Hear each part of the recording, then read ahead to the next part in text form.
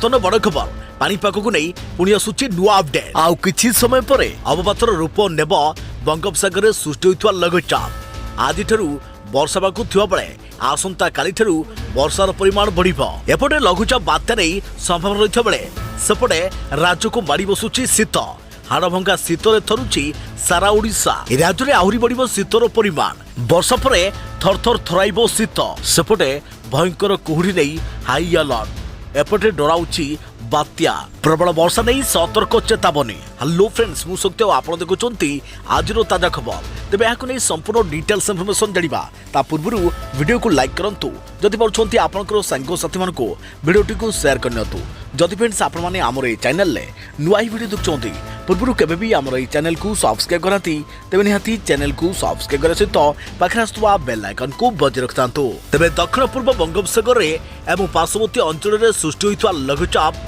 शक्तिशाली हेबार लागिछि।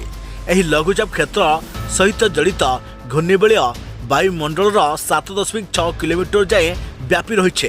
एही लघुचापटी अधिक घनीभूत होई आसंता 24 घंटा मध्य एक अवपातर रूप नेब।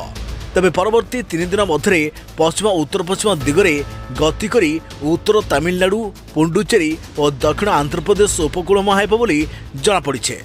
तेबे यार कौनसी सीधासलख प्रभाव ओडिशा पर न पड़िले भी ओडिशा प्रति विपद रहितवा जना पड़िछे। विशेषकर दक्षिण ओडिशार किछि जिले में प्रबल वर्षा हेबार संभावना रहिछे। तेबे पानीपाग केन्द्रर सूचना अनुसार आसंता काली ठारू राज्य में वर्षार परिमाण बढ़िबो। मुख्यतः मालकानगिरी कोरापुट रायगड़ा गजपति गंजाम और कंधमाल आदि जिले में मध्यमरू प्रबल वर्षा हेबो। परदिन दक्षिण ओडिशा रे किछि जिले में प्रबल वर्षा हेबो बोली पानीपाग केन्द्र पक्षरु सूचना दिया जायछे। तेबे राज्य और लघुचाप जोगो राज्य को सामुद्रिक वायु प्रभाव वृद्धि हेबो। याद्वारा राज्य में रातिर तापमात्रा वृद्धि हेबो और शीत टिके कमिबो किंतु कोहला पाग लागि रहिबो। वर्षा परे पुणी बढ़िबो शीत।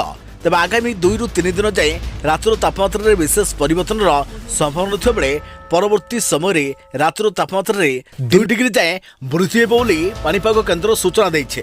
तेबे गत 24 घंटा राज्यर सिमिलीगुड़ा रे 7.9 डिग्री एवं शीत रेकर्ड कर जाइथा बेले जी उदयगिरी रे 8.6 डिग्री कोरापुट रे 10.5 डिग्री और फुलबाणी रे 10.5 डिग्री दारिंगबाड़ी रे 1.5 डिग्री और भवानीपाटना रे तापमात्रा 11.8 डिग्री रेकर्ड रही।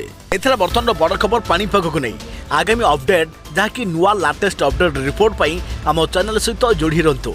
तो फ्रेंड्स पुणी देखाबो आउ एक नुआ वीडियो रे से पर्यंत मो रहिली जय जगन्नाथ।